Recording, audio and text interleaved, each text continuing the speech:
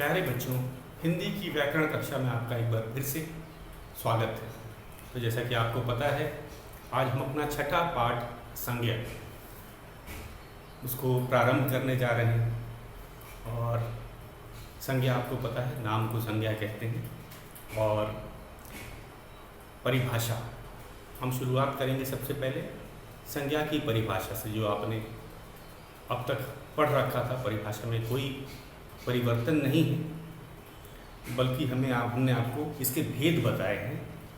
कक्षा 4 में संज्ञा के भेद के बारे में बताया है। तो आज हम पहले करेंगे शुरुआत संज्ञा की परिभाषा से। तो हमारा छठा पाठ संज्ञा की परिभाषा। तो परिभाषा है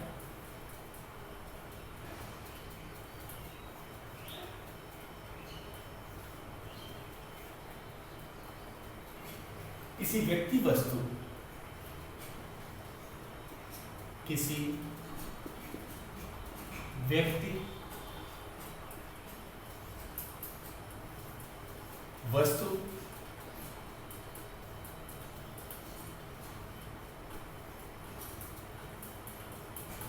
स्थान या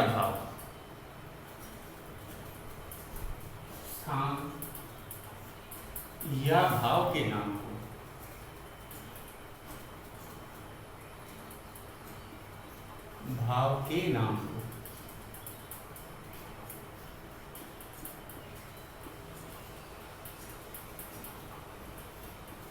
संज्ञा कहते हैं।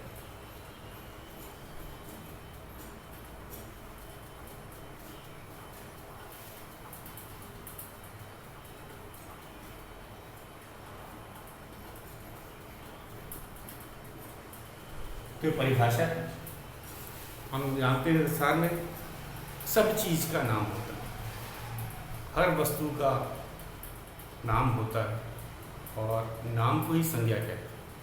तो इसमें भाव को भी दिया। भाव क्या होते हैं? भाव जो मन में उमड़ते हैं, जैसे खुशी, दुख, ईमानदारी, अवस्था, बचपन, बुढ़ापा, ये सब भाव है। तो भाव को भी संज्ञा में रखा गया है। तो एक बार फिर से परिभाषा इसको दोहरा लेते हैं। परिभाषा है किसी व्यक्ति, वस्तु, स्थान या भाव के नाम को संज्ञा कहते हैं।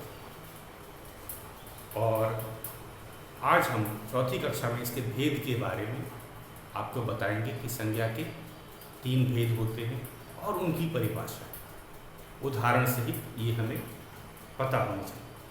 तो ये परिभाषा तो आपका याद हो गई होगी, आपने नोट कर लिया होगा संज्ञा की परिभाषा।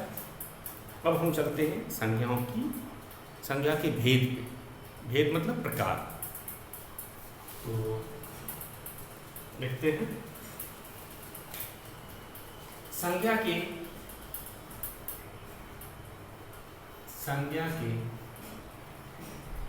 3 भेद होते हैं। 3 भेद होते हैं।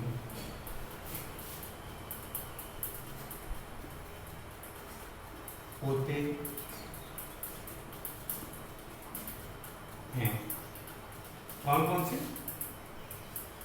पहला है व्यक्तिवाचक संज्ञा। व्यक्तिवाचक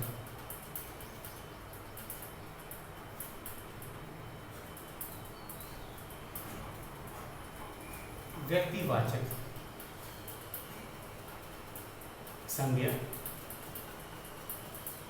दूसरा है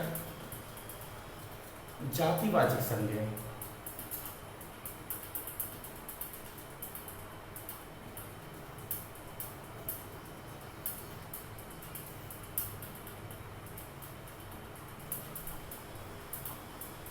तीसरा है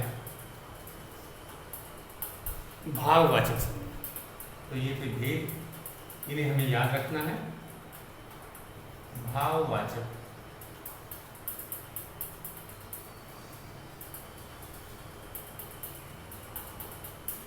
संज्ञा। तो कभी कभी परीक्षा में संज्ञा के भेद भी पूछे जा सकते हैं। तो आपको ये तीनों भेद याद होने चाहिए। और अब अब मैं उनके बारे में आपको उनकी छोटी सी परिभाषा उदाहरण सहित लिख रहा हूँ। इनकी संज्ञाओं की भेद, जैसे कि व्यक्तिवाचक संज्ञा, जातिवाचक संज्ञा और भाववाचक, इनकी परिभाषा और उदाहरण ये भी हमें याद होने चाहिए। तो आज हमने क्या किया? अभी तक हमने संज्ञा की परिभाषा याद की, जिसमें कि कोई परिवर्तन नहीं है, जो हमने पिछली कक्षाओं में पढ़ रखे थे। उसके बाद नया चीज़ था संज्ञा के भेद। संज्ञा के भेद हमने जाने। संज्ञा के 3 भेद होते हैं: व्यक्तिवाचक संज्ञा, जातिवाचक संज्ञा और भाववाचक संज्ञा। आगे चलते हैं अब इनके बारे में, इनकी परिभाषा उदाहरण से। व्यक्तिवाचक संज्ञा क्या हो? तो इसमें ये जरूरी नहीं है कि केवल नाम की बात की है, किसी व्यक्ति के नाम की नहीं है। इसमें किसी शहर का नाम भी आ सकता है, किसी देश का नाम भी आ सकता है। तो शुरुआत करते हैं हम व्यक्तिवाचक संज्ञा की परिभाषा से।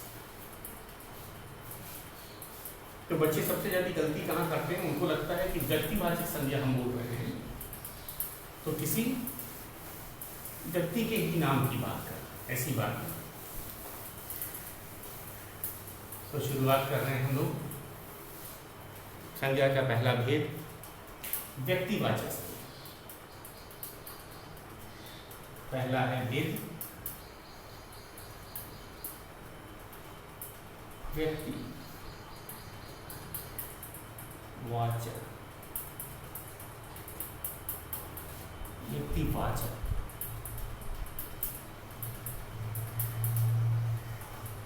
संज्ञा।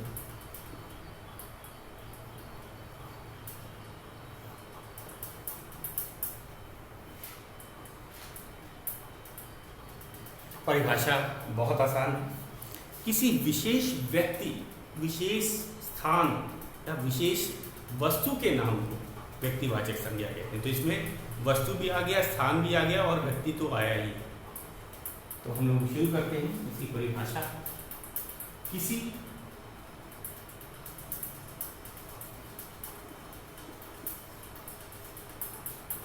विशेष व्यक्ति, किसी विशेष व्यक्ति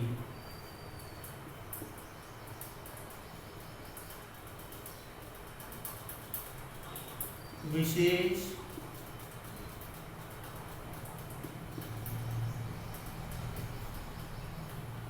स्थान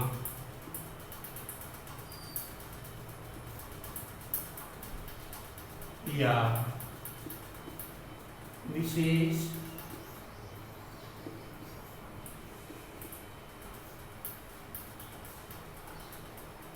वस्तु के नाम को, वस्तु के नाम को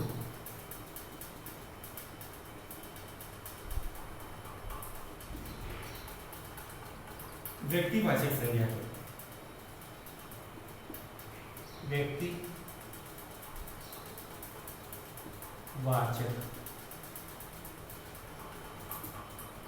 संज्ञा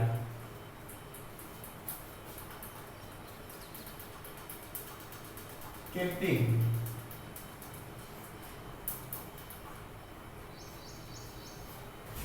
उदाहरण एक एक सबका हम लोग लिख लेते हैं। उदाहरण है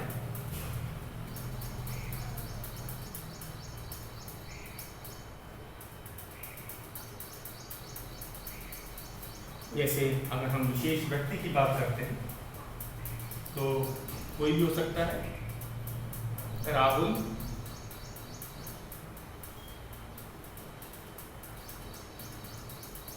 स्थान की बात करें तो वाराणसी,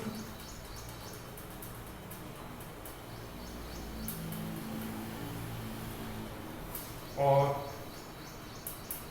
वस्तु की बात करें तो रामायण,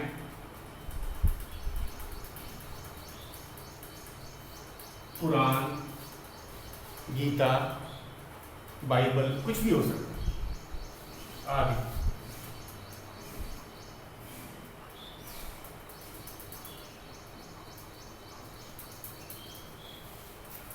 तो ये था हमारा व्यक्तिवाचक संज्ञा की परिभाषा। तो बच्चों इसको याद करना है उदाहरण सहित। तो व्यक्तिवाचक संज्ञा क्या होता है? किसी विशेष व्यक्ति, वस्तु या स्थान के नाम को। तो इसमें विशेष की, इसमें ये कोई ना समझे कि विशेष मतलब किसी बड़े व्यक्ति की बात है, ऐसी बात नहीं है। आपके दोस्त का जो नाम है वह भी व्यक्तिवाचक संज्ञा, आपका नाम जो है वह भी व्यक्तिवाचक संज्ञा है। चाहे राष्ट्रपिता महात्मा गांधी हैं, वे भी व्यक्तिवाचक संज्ञा। स्थान चाहे वो बड़ा शहर हो, छोटा गांव हो, वो भी व्यक्तिवाचक संज्ञा में ही आए।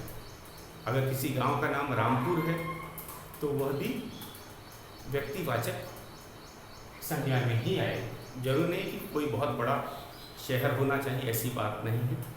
छोटा कस्बा। अब आ जाते हैं वस्तु। अब वस्तु खास किताब है, जैसे कि धार्मिक किताब की मैंने रामायण की बात की, बाइबल की बात की, कुरान की बात की। ये सब क्या है? विशेष वस्तु के अंतर्गत आया। तो हमने तीनों का एक उदाहरण लिखा है। तो आप एक बार फिर से इसकी परिभाषा देख लेते हैं और फिर हम अपने दूसरे संज्ञा के भेद पे चलेंगे। तो पहला है व्यक्तिवाचक संज्ञा। किसी विशेष व्यक्ति, विशेष स्थान या विशेष वस्तु के नाम को व्यक्तिवाचक संज्ञा कहते हैं। उदाहरण में राहुल, वाराणसी, रामायण आदि। अब मैं दूसरे संज्ञा के भेद पे चल रहा हूँ, जो कि है जातिवाचक संज्ञा। तो मैं मिटा देता हूँ इसे।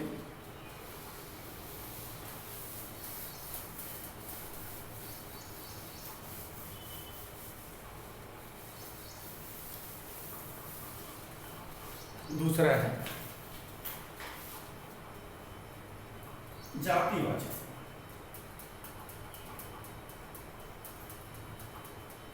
जातिवाचक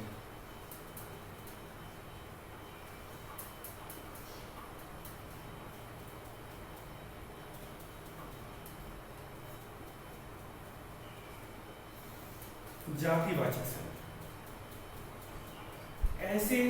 शब्द ऐसे शब्द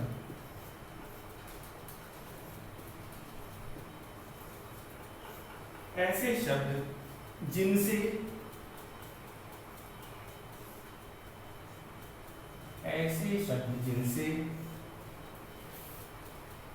किसी एक जाति की,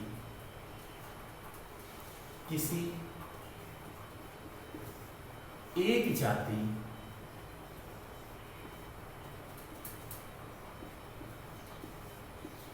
किसी एक जाति की समस्त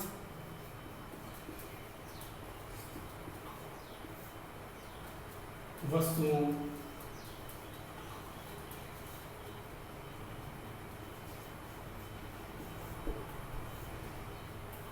का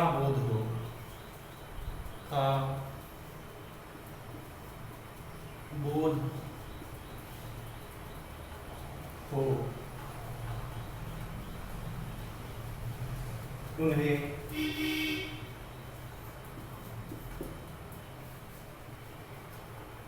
जातिवाचक संज्ञा कहते हैं। उन्हें जातिवाचक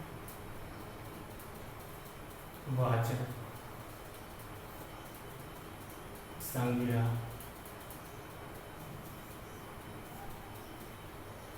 कहते हैं।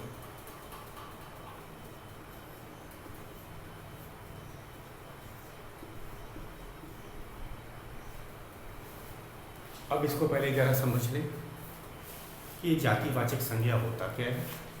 जैसा कि नाम से ही पता है, समस्त वस्तु, किसी एक जाति की समस्त वस्तुओं का बोध होता है। जैसे हम किसी हाथी का ही नाम लेते हैं, हाथी क्या है? जातिवाचक संज्ञा। क्यों जातिवाचक? क्योंकि हम जब हाथी बोल रहे हैं या घोड़ा बोल रहे हैं तो पूरे हाथी, जो संसार के सभी हाथियों की जाति के बारे में बोल रहे हैं। अगर हम घोड़ा बोल रहे हैं तो संसार के सभी जो घोड़े हैं, घोड़े जाति के बारे में बात कर रहे हैं, किसी खास हाथी या घोड़े की बात नहीं कर। अब जरा देखा जाए, अब किसी खास घोड़े का नाम लिया जाए, जैसे कहते हैं महाराणा प्रताप के घोड़े का नाम चेतक था, तो चेतक हो गया व्यक्तिवाचक संज्ञा हो गई। किसी खास प्राणी का नाम, किसी खास वस्तु, व्यक्ति का नाम क्या हो जाएगा, व्यक्तिवाचक संज्ञा हो जाएगा। लेकिन अगर हम घोड़ा बोल रहे हैं तो समस्त जाति के लिए बोलिए।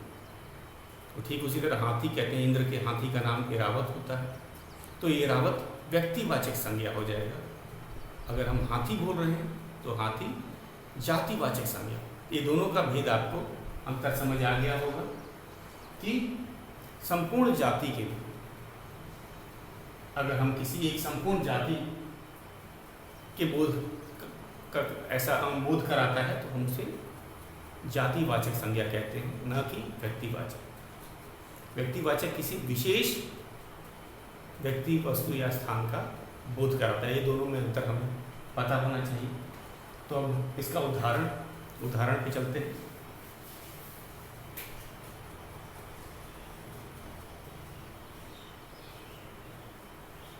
तो जातिवाचक में जैसे अब हमने कहा गाय समस्त गाय जाति की बात कर रहा है। आपको अभी मैंने हाथी, अभी घोड़ा के उदाहरण दिए थे।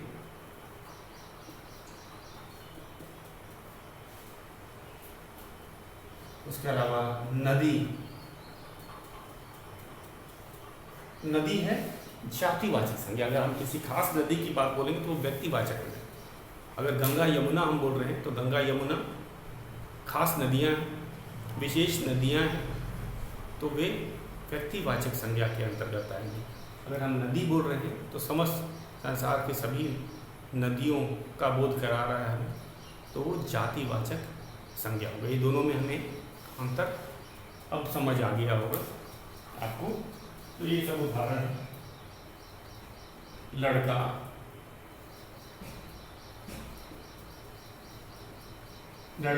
संपूर्ण जाति के लिए किया। अगर लड़के का नाम राहुल है तो व्यक्तिवाचक संज्ञा आदि।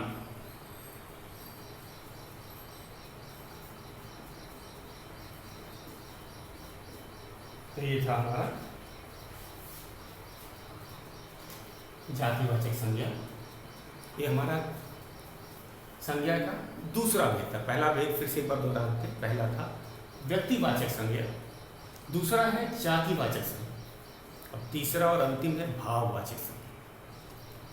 तो आज हम भेद कर रहे हैं संज्ञा के। हमने परिभाषा आपको बताई, संज्ञा के भेद बताए कि संज्ञा के 3 भेद होते हैं, व्यक्तिवाचक, जातिवाचक और भाववाचक। तो अब तीसरा हमारा बचा भाववाचक संज्ञा। इसकी भी परिभाषा लिखते हैं और याद करें। तीसरा है हमारा भाववाचक संज्ञा। संज्ञा के 3 भेद होते हैं, व्यक्तिवाचक संज्ञा, जातिवाचक संज्ञा और तीसरा है भाववाचक संज्ञा। हम तीसरा ही कर रहे हैं, भाववाचक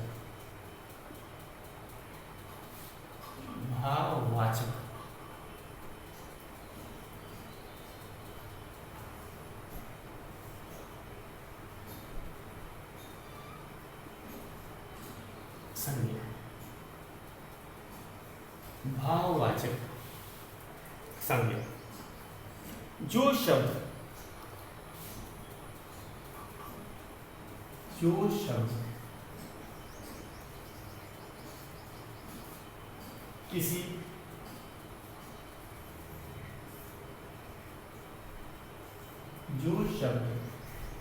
किसी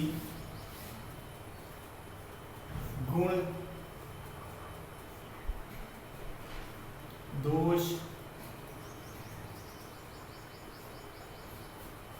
स्वभाव,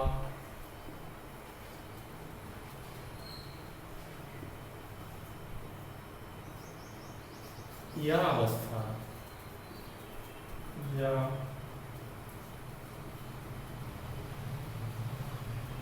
अवस्था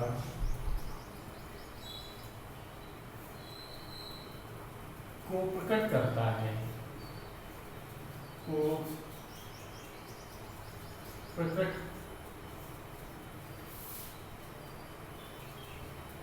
करते हैं।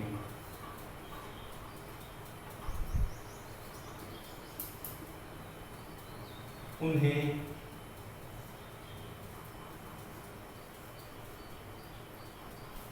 भाववाचक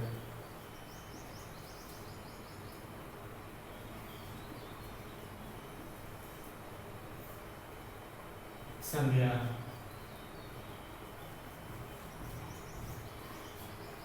कहते हैं।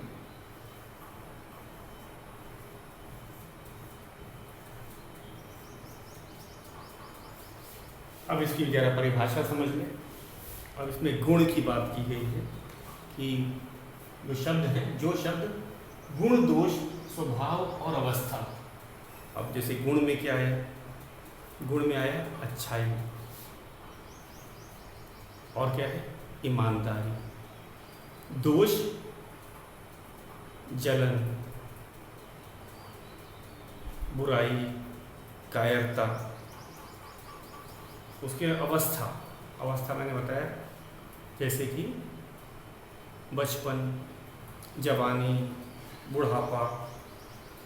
और स्वभाव, मित्रता, मिठास, ये सब स्वभाव थे। तो इन्हीं से ये तो भाववाचक शब्द वे शब्द होते हैं, भाववाचक संज्ञा वे शब्द होते हैं जो किसी गुण, दोष, स्वभाव या अवस्था को प्रकट करते हैं। भाव कहाँ उमड़ते हैं? मन में उमड़ते हैं। आपको भाव के बारे में मैंने बताया था। तो ये शब्द हैं भाववाचक संज्ञा वे शब्द होते हैं जो हमें गुण, दोष, स्वभाव और अवस्था के बारे में बताते हैं। तो ये कौन कौन से हैं, उनके उदाहरण भी हम लोग लिख लेते हैं। उदाहरण है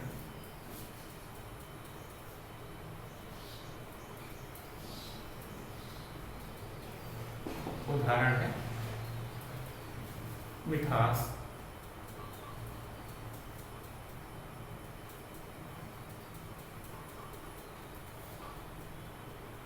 अच्छाई,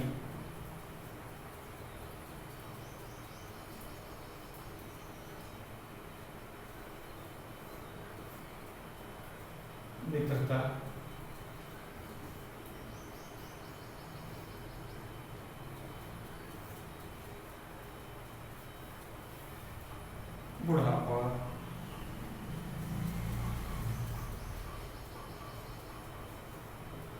बुढ़ापा, कायरता,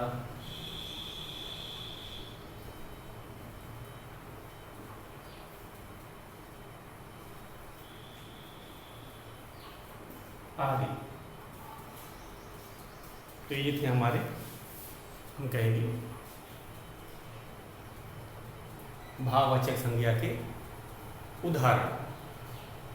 तो एक बार फिर से मैं परिभाषा पढ़ देता हूँ और आपको इसे याद भी करना है। गृह कार्य में क्या है, आपको संज्ञा के जो तीनों भेद दिए हैं, आज मैंने आपको लिखवाए हैं, उनको लिख करके याद करना उदाहरण से।